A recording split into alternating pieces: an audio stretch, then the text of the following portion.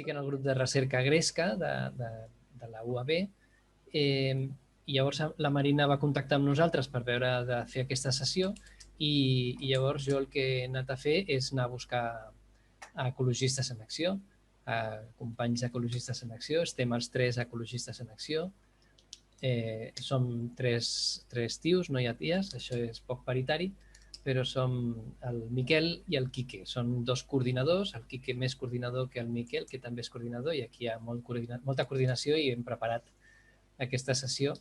Jo bàsicament el que us aporto és amb ells dos, bàsicament, però vull començar la sessió que va dels temes ambientals des d'una perspectiva així d'aquesta de justícia ambiental, de justícia social. Si comencem amb un petit exercici, molt senzillet, de posar de que contesteu a la següent pregunta, que és quins problemes ambientals existeixen, quins problemes ambientals hi ha. Llavors, per això, doncs, el que fem és que us poso en el xat un Mentimeter d'aquests, un sistema de núvol de paraules. Jo em centraré sobretot en explicar què és la justícia ambiental, desenvolupar aquest concepte i posarem alguns exemples d'injustícies ambientals i també donarem algunes eines de visualitzar aquests conflictes. Pues venga, arrancamos. Si os parece bien, me gustaría empezar con una pequeña reflexión, y es ¿qué es una catástrofe ambiental? ¿No? ¿Qué entendemos por una catástrofe ambiental? Y después de esta pregunta me gustaría apuntar que prácticamente siempre las catástrofes ambientales tienen una componente socioeconómica en su origen, es decir, en las causas de la catástrofe ambiental y sobre todo en las consecuencias de esa catástrofe ambiental. La realidad socioeconómica cambia después de que haya un evento climático, ambiental, extremo. Y muchas veces, no siempre, ¿no? Puede caer un meteorito, como en este caso, que arruina la economía, aparte de que extingue el 70% de la vida en la superficie terrestre, pero las consecuencias siempre van a estar ahí, al menos mientras estemos los seres humanos encima de este planeta.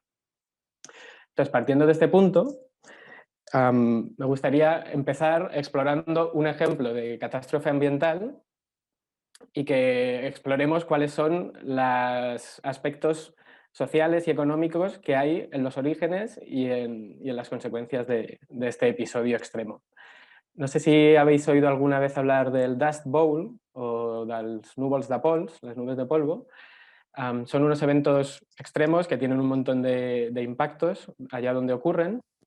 Y hay uno muy famoso que ocurrió en los años 30 en el centro en las grandes llanuras del Midwest, del centro de Estados Unidos, que tuvo unas consecuencias terribles. Se dio, lo que decía, a principios de los años 30, hubo unos años de sequía muy fuerte y en una zona de esta magnitud, toda la zona señalada en amarillo, que son sobre todo, había granjeros, familias de granjeros, colonos de origen europeo con explotaciones en monocultivo de cereal, sobre todo maíz, y que de repente un día vieron aparecer esto que vemos aquí, una nube de polvo, no sé si se aprecia bien, pero es un tsunami de polvo que anegó todos los campos y las granjas. Me voy a poner el cronómetro porque si no luego Miquel me va a matar.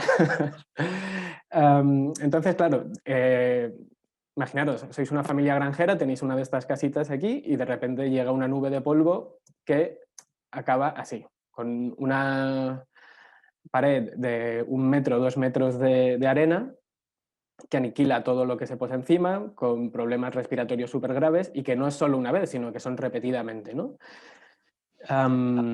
Esto generó un colapso ambiental de toda esta región, que es enorme, ya sabéis que Estados Unidos todo es a lo grande, y generó un desplazamiento de más de 500.000 personas que tuvieron que dejar sus medios de vida para buscar fortuna sin nada, con una mano delante y la otra detrás, pues se tuvieron que marchar hacia la costa oeste, California y tal, que había industria y agricultura, e intentar buscar allí trabajo.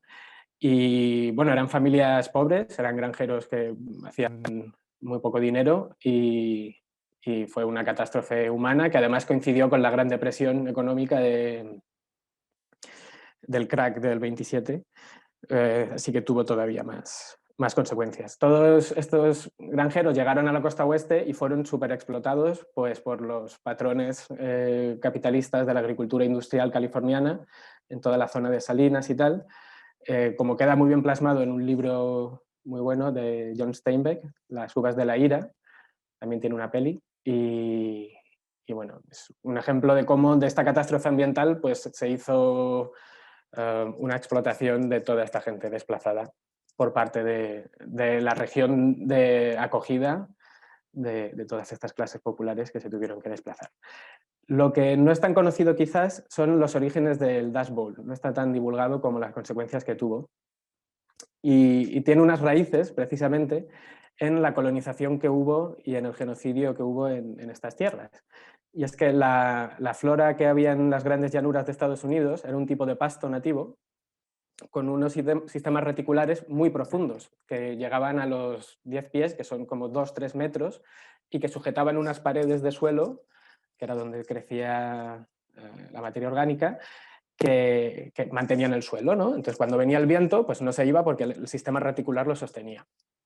Todas estas praderas eran el ecosistema donde los bisontes pastaban, que era pues, el reino del bisonte, ¿no? Es una especie de sabana donde los grandes herbívoros pues, eran estos animales, y además estaban gestionadas y habitadas pues, por las comunidades indígenas que gestionaban el territorio mediante quemas controladas y ciertas actuaciones en el territorio que de hecho hacían que hubiera mayor biodiversidad todavía y atraía mayor número de las presas que ellos cazaban. Era como una especie de una gestión del territorio de silvopastura. Con la colonización blanca de origen europeo empezó todo el proceso del proyecto de genocidio indígena y de la mano del genocidio indígena se exterminó también a los bisontes porque las pieles valían mucho dinero y también porque la guerra con las poblaciones nativas, pues el bisonte era, por un lado, su medio de vida, era el sustento y además era una pieza muy simbólica de su cosmovisión. Y con esto pues, se hacía un doble o triple daño contra las poblaciones nativas. Al cambiar los sistemas reticulares, o sea, los colonos blancos, que ya ni siquiera eran europeos, venían del este de Estados Unidos, cambiaron este tipo de pasto pues, por el pasto que consumían las vacas europeas y por cultivos de maíz y de otros cereales que tienen un sistema reticular, en vez de 2-3 metros, pues tienen 5 o 10 centímetros de raíz. A la que vino una sequía fuerte, se murieron todas estas plantas de origen europeo, el suelo quedó desnudo y a la que vino un viento muy fuerte, se levantaron estas columnas de polvo que acabaron pues, colapsando la economía y los ecosistemas de la zona.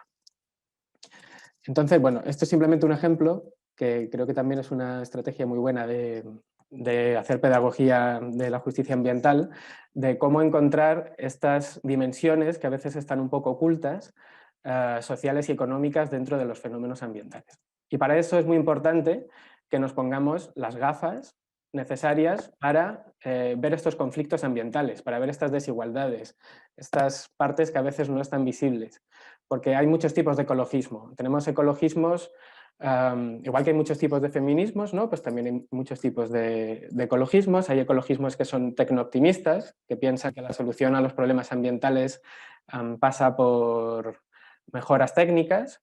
Hay ecologismos conservacionistas que opinan que hay que hacer pequeñas no, hay que hacer burbujas de naturaleza pristina que no se gestione y tener todas las actividades concentradas en otra parte. Hay ecologismos sociales, que es por ejemplo el que intentamos llevar a cabo en Ecologistas en Acción, que pensamos que el origen de los problemas ambientales tiene una causa social y económica, injusticias sociales y económicas. Y bueno, tenemos muchos tipos de ecologismo y para ver estas gafas que necesitamos ponernos para ver las injusticias ambientales son las gafas de la ecología política, que es una doctrina, una rama de la economía política que estudia las relaciones entre los factores políticos, económicos y sociales con los conflictos y cambios ambientales. Entonces, bueno, aquí en Cataluña y en la Universidad Autónoma de Barcelona, pues por ejemplo está el ICTA, ¿no? El Institut de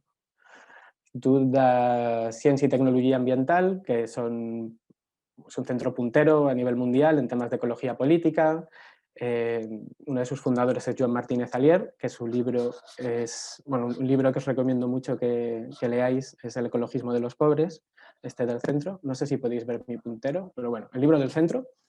Luego también, con esta metáfora de las gafas, recomendar el libro de unas compañeras, Cambiar las gafas para mirar el mundo, que una de las coautoras es Yayo Herrero, que seguro que muy probablemente hayáis oído hablar de ella o habéis visto cosas suyas. Y ella incide mucho en esta necesidad de cambiar las gafas para ver los temas ambientales. Y luego hay una publicación que también se edita en Cataluña, que se llama Ecología Política, que es una revista semestral y que los números están online y podéis ver pues, diferentes ecologías políticas de las ciudades, del turismo, también muy recomendable si queréis profundizar en este tema. Entonces, por ejemplo, si cogemos la crisis climática y la intentamos explorar desde una perspectiva social. Bueno, pues primero vamos a hacer el ejercicio inverso. Cuando miramos a la crisis climática, al cambio climático, con unas gafas asépticas, ¿no? sin politizar o sin tener en cuenta estas dimensiones, pues vemos que el canvi del clima atribuït directament, no, perdó, el canvi climàtic és un canvi del clima atribuït directament o indirectament a l'activitat humana en general, no? que altera la composició de l'atmosfera global i que se suma a la variabilitat natural del clima observada durant períodes de temps comparables. Això és el que diu el conveni marc de les Nacions Unides sobre el canvi climàtic. Y es lo que digo que es un poco aséptico y en la primera nube de palabras, no, perdón, en la segunda nube de palabras, muchas habéis puesto que el capitalismo está detrás de la crisis ecológica, o sea, había como un grado de politización y de complejización socioeconómica en esas definiciones. También en algunas habéis puesto una cosa más general de la actividad humana, que es verdad, completamente es verdad, pero si hacemos zoom, ¿no? si miramos más de cerca, pues realmente no es de toda la actividad humana, ¿no? Hemos de tener muy en cuenta y poner el foco en la distribución, es una palabra muy clave en justicia ambiental o en justicia en general, distribución de las responsabilidades, de quién es la culpa, de los impactos, quién se come el marrón generado, ¿no? Que suele ser diferente a quién es el responsable. O sea, ¿quién es el responsable del cambio climático? ¿Quién es la persona que sufre los peores impactos del cambio climático? ¿Y quién está haciendo beneficio con el cambio climático? Que hay compañías y personas concretas pues haciendo mucho dinero con todo esto. Y como en clave pedagógica, una manera de demostrar o de señalar esta distribución, dos herramientas muy útiles son el relato, explicar estas cositas, o un mapa, mapear los flujos de dónde vienen, o sea, los recursos, a dónde van, el dinero, a dónde va. Es una manera muy buena de visibilizar todo esto. Muchas veces, cuando hablamos de cambio climático, se mete todo en el mismo saco, ¿no? Y la causa del cambio climático, pues el 24% de la generación del cambio climático es agropecuaria y usos del suelo. Completamente verdad, o sea, no se puede desmontar eso. Pero claro, si hilamos más fino, veremos, bueno, que es en concreto el sistema alimentario industrial. Y no podemos achacar las emisiones de gases de efecto invernadero de la industria agroalimentaria a un pastor de Burkina Faso, ¿no? Es algo muy obvio, pero que creo que tenemos que tener muy en cuenta cuando hablamos en clave de justicia ambiental. Y es que hay que hacer zoom, hay que poner apellidos a cada una de estos bloques de emisiones. Por ejemplo, en este mapa vemos cuáles son... Sí. Alguien no se mira el micro, ya hace mucho ruido. Gràcies. El que dèiem, en aquest mapa doncs, podem veure les empresas que más impactos ambientales o que más contribuyen al cambio climático en el planeta, ¿no? Por ejemplo, en el Estado español pues vemos que es Repsol y de hecho con nombre y apellidos, creo que no está actualizado, porque es de 2011, pero bueno, el señor Barrufau, creo que se llama, que hace poco además decía que la transición ecológica, el presidente de Repsol decía que la transición ecológica depende de las grandes empresas energéticas, que son precisamente las que nos han traído hasta aquí. Por eso es muy importante disputar este tipo de relatos. ¿Quién sufre el cambio climático? Bueno, pues sobre todo los países del sur. Las personas que más impactos reciben y los que peor lo sufren, pues están en la India, en África Central y en países del sur en general. Pero bueno, no solo en países del sur, sino que es en el sur global. También hay sur dentro de Cataluña, hay sur dentro de Europa y hay sur dentro de una misma ciudad. Dentro de la ciudad de Girona hay personas del norte global y del sur global. Esto lo podemos ejemplificar pues, con un caso también de un episodio extremo ambiental, el caso del Katrina. Si queréis comentar cualquier cosa, por favor, no dudéis en cortarme, preguntar o el chat, o si queréis intervenir, en plan de eso no es así, también me lo podéis decir, ¿vale? ¿Qué pasó con el Katrina, que es este huracán tan grande que hubo en Nueva Orleans en 2005? Nueva Orleans, una ciudad en el delta del Mississippi, en Estados Unidos, en el sur de la costa este, que aquí vemos dónde fueron la mayor cantidad de personas fallecidas como consecuencia directa del huracán que anegó la ciudad. O sea, se lió muy gorda porque petaron los diques de contención del río. Entonces, toda esta zona de color, ¿no?, que está aquí en rojo, amarillo, verde, es donde hubo más muertos y son precisamente los barrios pobres y negros, que sufrían pues, de una falta de inversión pública total. Entonces, los diques estaban hechos polvo. Además, la gente no tenía recursos, por tanto, no pudo escapar, no tenían a dónde ir, digamos. Si no tienes un coche, ¿cómo vas a huir de la ciudad? Hubo pánico, fue el sálvese quien pueda, digamos. Y aquí pues vemos en la foto de superior izquierda cómo pues, la mayor parte de fallecidos fue, por un lado, por falta de previsión, por falta de inversión, por puro racismo institucional y social, y clasismo también, y como los barrios blancos en la parte sur del río pues se escaparon y además no sufrieron tanto sus casas. Más allá de eso es que además las casas de la población racializada y pobre acabaron hechas polvo y muchas no pudieron quedarse en la ciudad, no pudieron volver, las que marcharon, fue un desastre humano y bueno, me podría enrollar mucho con el caso de Nueva Orleans porque está muy bien documentado. Pero ahí tenemos esas causas y esas consecuencias del racismo ambiental y del clasismo ambiental. También decir que, bueno, que la población pobre y racializada pues se organizaron genial. Hay un libro buenísimo que se llama A Paradise Built in Hell, de Rebecca Solnit, Un paraíso en el infierno, que hace casos de estudio de resiliencia comunitaria, desastres ambientales, y el de Nueva Orleans es precioso, como pues la comunidad supo autoorganizarse para salvarse los unos a los otros y os recomiendo también su lectura. A ver, voy a mirar la chuleta, que no sé si me estoy dejando algo del Katrina. Bueno, sí, lo que comentaba, que mucha gente no pudo volver, mucha de la población que perdió sus casas no pudo volver y eso fue aprovechado por grandes fondos de inversión, constructoras, para hacer un boom inmobiliario en Nueva Orleans y además se quitaron de en medio a muchos votantes demócratas, porque esos barrios eran tradicionalmente demócratas y Nueva Orleans pasó de ser un condado demócrata a ser un condado republicano, o sea que les salió el tiro redondo, un negociazo. Entonces, bueno, por dejar les coses clares, que les responsabilitats i els impactes de la crisi ecològica es distribueixen de manera desigual i injusta entre comunitats humanes en funció de molts factors. Tenim la classe, el gènere, l'ètnia, el país, regió d'origen, la generació a la que has nascut, ¿no? Perquè les persones que llegan a este planeta en un par de generaciones, pues obviamente sufrirán una injusticia intergeneracional con las que estamos ahora promoviendo esta destrucción ambiental, etcétera, etcétera.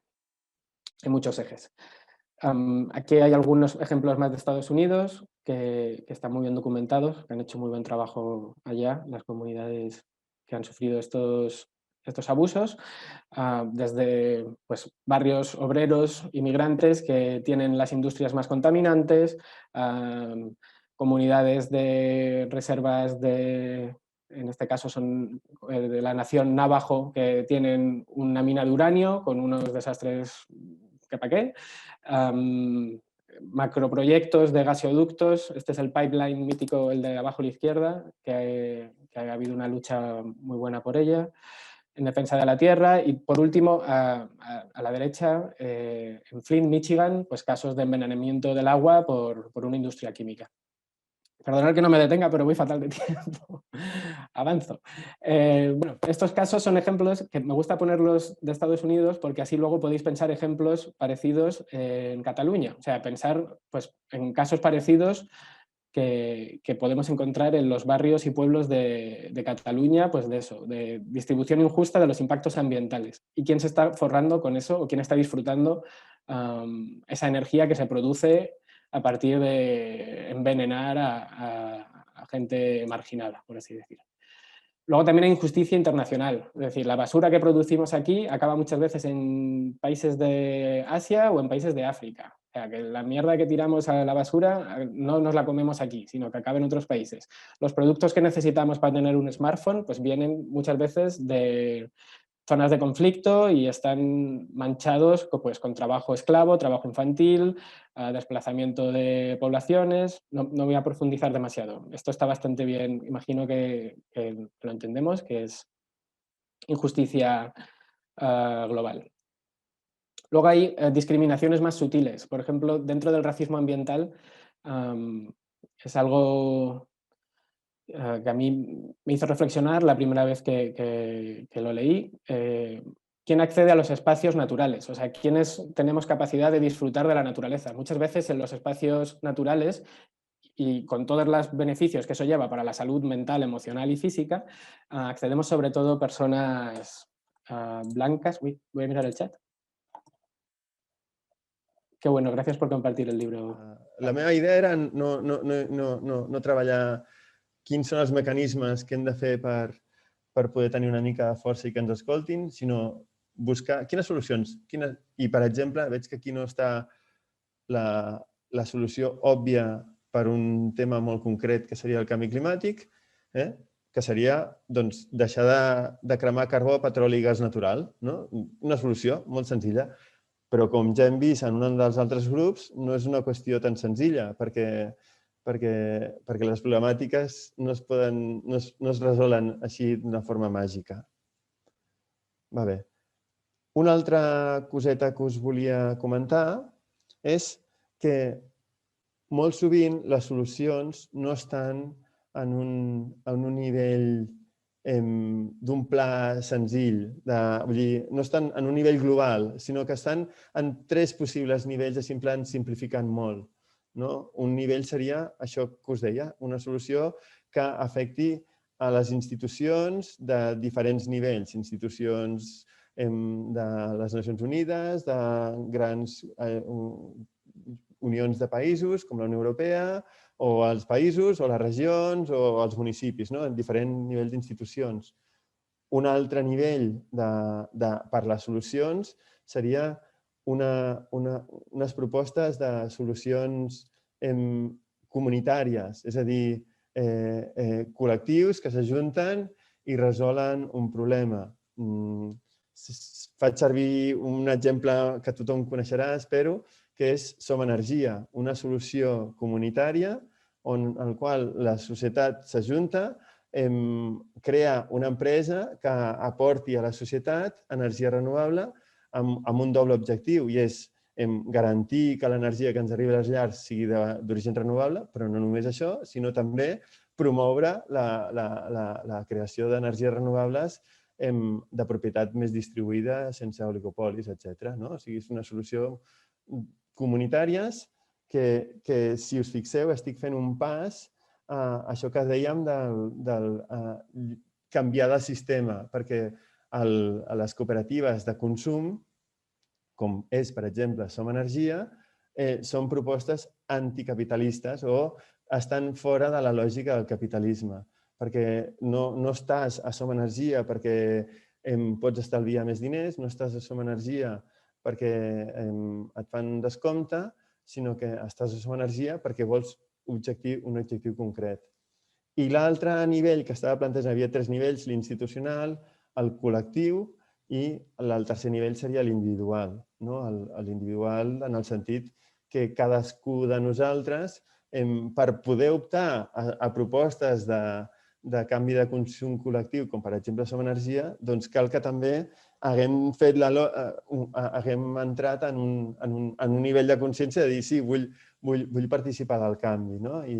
I en aquest sentit vull citar el que seria la revista Opcions, que també espero que tothom la conegui. Germán, no sé si vols ficar l'enllaç al xat de la revista Opcions i així, per si de cas, així tothom el té.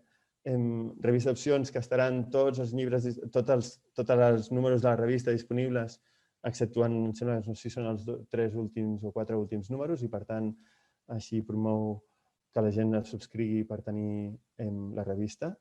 Però això, un dels lemes de la revista Opcions és el concepte consum conscient i transformador. I és molt interessant perquè, en certa manera, es contraposa al concepte consum responsable. Moltes vegades la gent diu, no és el mateix? No, la diferència que seria entre consum responsable i consum conscient i transformador és que el consum responsable responsabilitza l'individu de que el que està fent està generant un impacte, està provocant un mal, el que sigui. Quan en realitat nosaltres no tenim la culpa d'haver nascut un lloc on hi ha capitalisme de mercat que genera necessitat de creixement econòmic. I per això les propostes la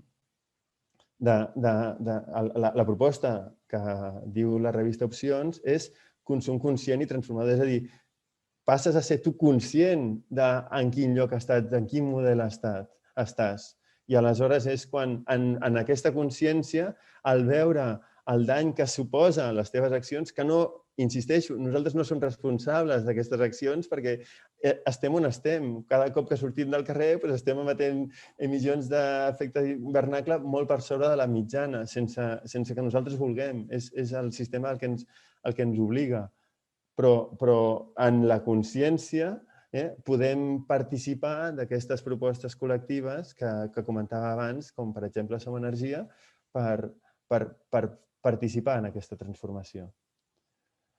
I dit això, jo ara volia passar 4 diapositives molt senzilletes i torno a insistir en el sentit de dir, quan parlem de propostes de solucions, hi hauria aquests 3 nivells institucionals, que d'alguna manera sembla que estigui fora del nostre abast. I a vegades l'única forma d'estar en el nostre abast és, com comentava algú, fent manifestacions, fent accions de desobediència, el que sigui, quan potser això, traslladar-ho a l'entorn educatiu no és tan fàcil. Però no deixa de ser interessant saber que existeixin solucions a nivell institucional per poder-ho treballar a nivell educatiu. Això no deixa de ser interessant de veure. Això són solucions que formen part del paquet institucional i que les hem de presentar, les hem d'ensenyar i hem de dir què significa i què implica. Les propostes a nivell col·lectiu són les que poden ser molt interessants d'introduir-les a classe o a l'aula o on sigui el nostre entorn educatiu perquè formen part, primer, obrir finestres, obrir horitzons, de dir, no tot és només, per exemple, aquest matí, en el xat, al principi de tot, algú ha comentat, quan parlaven de l'Eje Atlas i dels conflictes socials, qui pot permetre's comprar ecològic i qui pot anar al súper? Doncs justament existeixen solucions de consum, en aquest cas d'alimentació, que serien les cooperatives de consum agroecològiques, que permeten abastir-nos de productes ecològics i de gran qualitat, i no només de qualitat perquè estan fabricats sense tirar pesticides, sinó perquè estan fabricats pel pagès de la cantonada, amb molta proximitat, i estàs promovent que aquestes activitats econòmiques, perquè són activitats econòmiques de fabricació d'aquests aliments, siguin viables en el nostre context de capitalisme devorador. Doncs això, el que deia, que les activitats educatives d'aquest entorn col·lectives són molt interessants perquè obres horitzons, obres finestres, presentes aquest tipus de cooperatives, per exemple. Seria un exemple d'activitat a realitzar. I a més, promous valors, promous promous d'una manera... Fas que siguin propostes que en general no sembla que siguin antisistemes. I dic antisistema des d'un concepte, jo com a professor, com a docent, em sento incapaç de posar sobre la taula a l'escola propostes antisistema. O sigui, cal tallar-li el cap al rei. No soc capaç de dir-ho a classe. Potser puc... Algun cop hauré dit que el rei és un lladre, però no es poden fer propostes d'antisistema perquè estàs en un entorn, estàs obligat a respectar d'alguna manera les normes del sistema, però no deixes de fer propostes educatives que vagin cap a aquest cantó. I insisteixo, les propostes de solucions a nivell individual, que en aquest cas no n'ha sortit gairebé cap, però que podrien haver sortit, de solucions, jo què sé, tancar l'aixeta quan et rentes les dents, la típica exemple que es posa a nivells molt bàsics. Si a classe ho feu aquestes propostes, a dir, escolta, digueu-me solucions per millorar el medi ambient. Doncs diran això, recollir l'aigua de la dutxa quan encara no surt calenta. Sortiran aquestes propostes, són molt interessants. Però insisteixo que el més interessant de tot no és tant aquest tipus de solucions, sinó el fet d'obrir la porta cap a aquest consum conscient i transformador. És a dir, obrir la porta cap a vull optar per solucions de consum col·lectiu que ajudin a aquest transport, a aquesta transformació. I no només consum, sinó de relacionar-nos, de relació col·lectiva. Aquesta diapositiva, la història és una xerrada que es va fer farà 2 anys a Can Masdeu. Can Masdeu és, de nou, una altra proposta de solució col·lectiva molt interessant de cooperativa d'habitatge. Però en aquest cas, cooperativa d'habitatge situada en un entorn rural, un grup de gent que volia solucionar la seva solució d'habitatge, doncs van comprar una masia i se'n van anar a viure autogestionant la reparació, etc. Bé, és igual, la història d'aquest projecte, que és molt maco, de Can Masdeu, van fer una xerrada per activistes ecologistes i van convidar algú que parlés de canvi climàtic. Aleshores, el nivell de la xerrada va ser molt elevat i són diapositives, algunes de les que he tret, d'aquesta xerrada. Ara penjaré l'enllaç on està publicada les diapositives per si voleu assistir en aquesta xerrada, perquè encara està disponible a l'àudio, vídeo i diapositives. Vídeo? No sé si està vídeo, crec que no. Bé, doncs això. Doncs aquesta diapositiva, com podeu veure, seria a la barra de baix, seria les gigatones de gasos d'efecte de carboni alliberat a l'atmosfera, d'acord? El que hem fet fins ara. A veure si us ho explicar. Sí, en verd seria per quedar-nos en els... No, l'històric seria la barra de gigatones. A veure, estic explicant una cosa que no acaba correcta. Però bueno, seria això, que la línia vermella el que està marcant és la que no hauríem d'arribar. No podríem cremar tant de carboni per alliberar-ho a l'atmosfera. I a la línia de dalt el que marca és el petroli, el carbó i el gas natural que queda encara a sota terra. Com podeu veure, la necessitat de deixar carboni sota terra és immensa.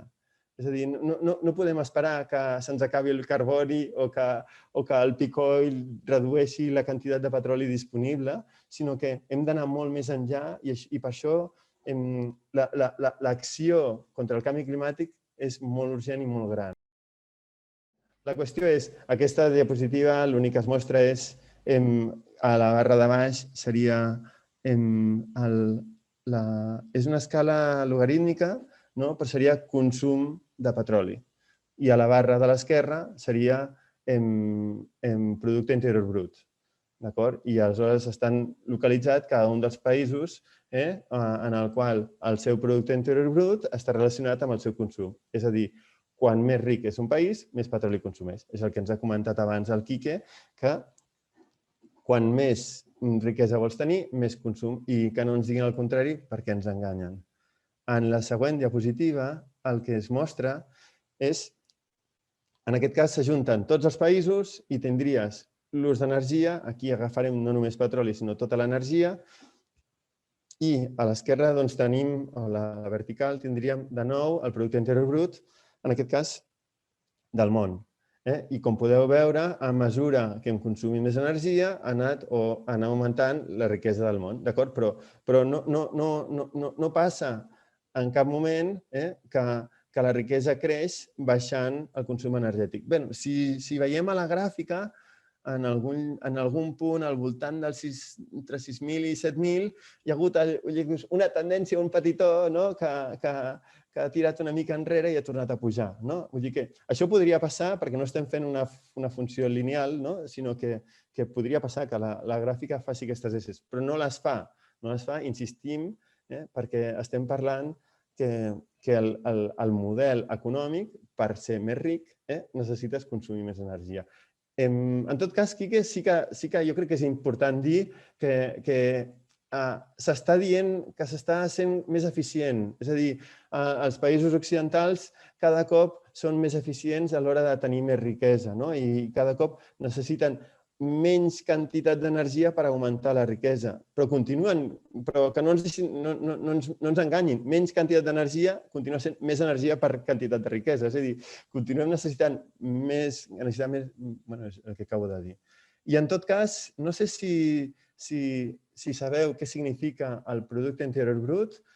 Jo tampoc soc biòleg, no domino gens ni mica, i aquesta gràfica l'he fet jo, o sigui que pot ser que estigui plena d'errors, però també una mica el Quique ha comentat això de dir en què funciona la nostra economia. La nostra economia funciona que quan vol créixer el model necessita sempre consumir recursos, que seria el medi ambient. I això és el model aquest. Així, en plan, us explico ràpidament aquesta gràfica. Tindríem a la dreta la societat, nosaltres, a l'esquerra el capital.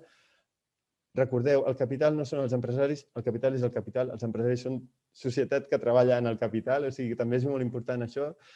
I el capital, a la barra de dalt, tindríem intercanvia mà d'obra a canvi de sous i el capital, amb aquesta mà d'obra, fabrica productes i serveis que els dona a la societat a canvi de diners.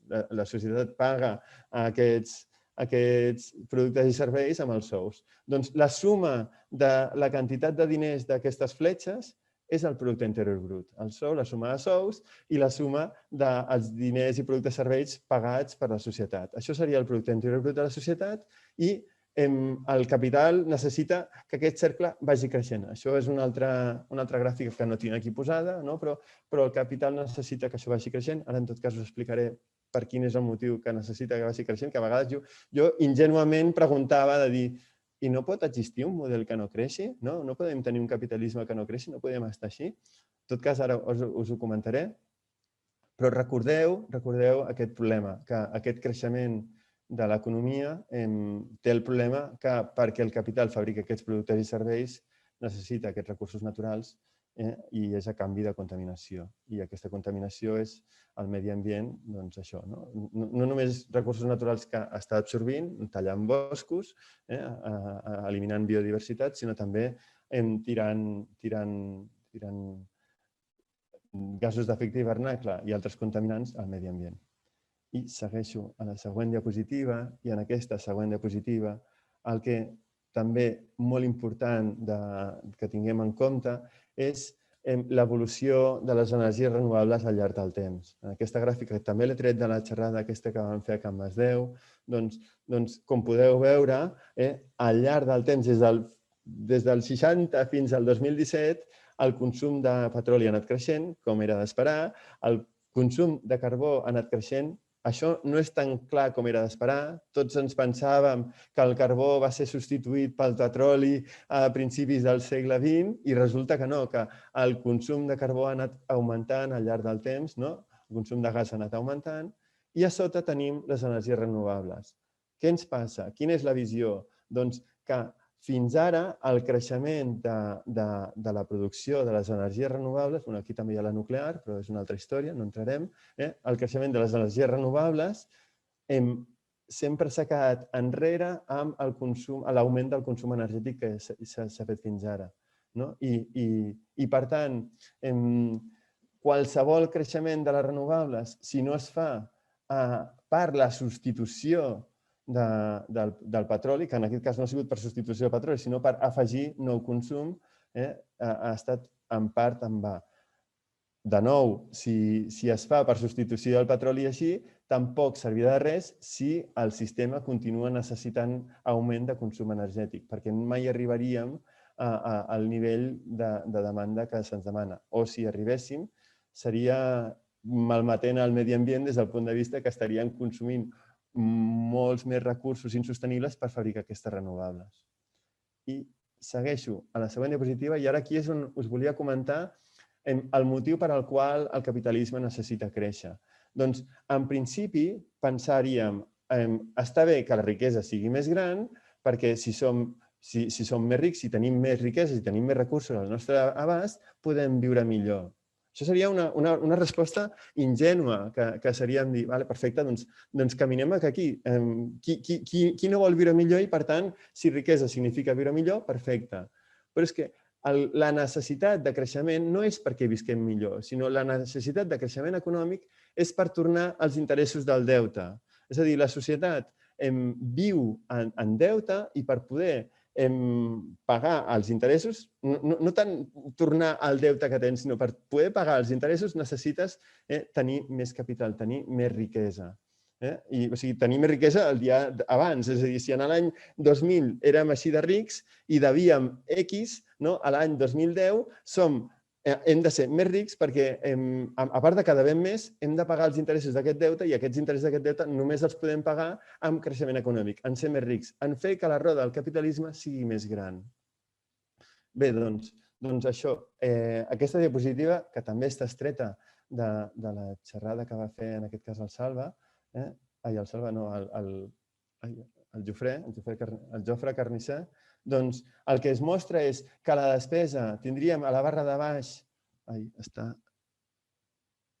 ara aquí, seria a la barra de baix tindríem el valor econòmic de les diferents despeses, i estan, a la barra de dalt no estan ordenades, en tot cas estan ordenades per diferents tipus de coses, estan agrupades per costes fiscals, costos, i com podeu veure, resoldre la major part dels problemes ambientals no és res en comparació amb el deute econòmic mundial que tenim, que seria aquesta bola grossa que hi ha aquí. D'acord? Hi ha altres històries, hi ha altres dades aquí, que tampoc, com que jo no és meva la diapositiva, tampoc no entraré en detalls, però la qüestió és aquesta. La qüestió és que tenim, per poder tenir idees de canvi de model econòmic, cal també pensar en que tenim un model econòmic que té una àncora, que se li diu deute i que se li diu interessos del deute. I aquesta àncora l'hem de treballar a nivell educatiu, és a dir, hem de pensar-hi idees, per exemple, podrien ser criticar el Joc de Trons, un col·lectiu del Joc de Trons que el seu lema era els deutes s'han de pagar, o sempre paguem els nostres deutes. Doncs una mica ridiculitzar-los d'alguna manera seria una forma de canviar el nostre imaginari, és a dir, entrar en el nivell inferior, aquest que us deia, del nivell individual, que pensant en el col·lectiu que els deutes no sempre s'han de tornar, sinó en algun cas hem de prioritzar resoldre la problemàtica ambiental a pagar els deutes. Bé, res, molt ràpid, jo crec que també m'estic passant de temps. Aquesta diapositiva és molt antiga, no és meva, la vaig enganxar per internet en algun moment. El primer cop que vaig veure aquesta diapositiva me la va ensenyar, no era aquesta diapositiva, però sí aquesta imatge, aquest embut o copa de cava, va ser, em sembla que en un context, crec que era del 07, de la campanya dels 90, o sigui que és una història llarga. No sé si s'ha d'actualitzar aquesta informació. El que transmet aquesta imatge és que el 20% de la població més ric es reparteix el 80% dels recursos del planeta, de la riquesa, en aquest cas seria producte interior brut per països, podria ser perfectament, i el 60% de la població més pobra té el 5% dels recursos del planeta. Sempre jo dic, recordeu que nosaltres vivim en aquest 20% més ric. Potser és la part més baixa, perquè Catalunya no és que sigui de les regions més riques del planeta, però continuem passant que formem part d'aquest grup.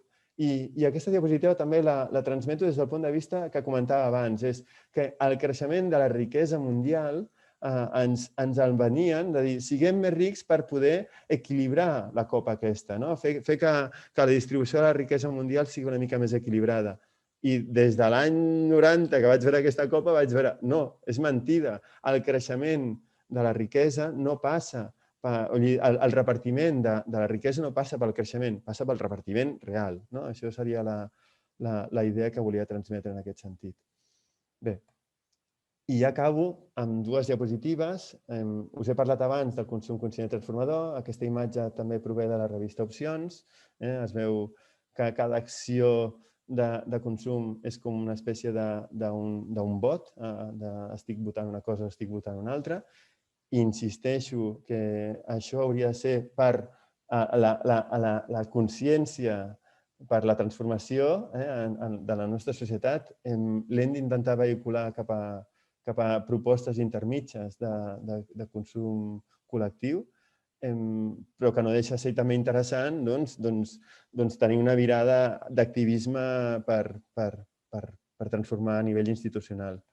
I aquesta última diapositiva d'avui, i de moment ja acabaré de fer speech, xerrada individual, seria un exemple concret, que és el que us comentava del que seria propostes compatibles amb el sistema actual, però que en realitat són anticapitalistes. Són anticapitalistes des del punt de vista, això és un exemple de cooperatives de consum, són anticapitalistes des del punt de vista que les opcions de compra no es basen en el mercat pur i dur, sinó que es basen en molts més aspectes de valors, de valors de qualitat, de valors de relacions humanes. Estàs promovent la col·lectivitat, és a dir, t'estàs relacionant amb companys amb els quals estàs consumint, i les cooperatives de consum és només un aspecte de la nostra societat. En aquest cas, les cooperatives de consum agroecològiques només és un aspecte, que seria l'adquisició d'alimentació i a vegades també altres productes de consum habitual. També us he parlat de Som Energia com un altre aspecte. Doncs cada un dels aspectes de la nostra vida, dels aspectes econòmics de la nostra vida, i no només aspectes econòmics, també podríem parlar d'aspectes culturals, aspectes socials, poden trobar una canalització en el que seria el consum conscient i transformador. Hem parlat de Som Energia, podem trobar qualsevol exemple que parleu, la xarxa d'economia social i solidària està intentant abarcar cada un dels aspectes de la nostra societat. Thank you.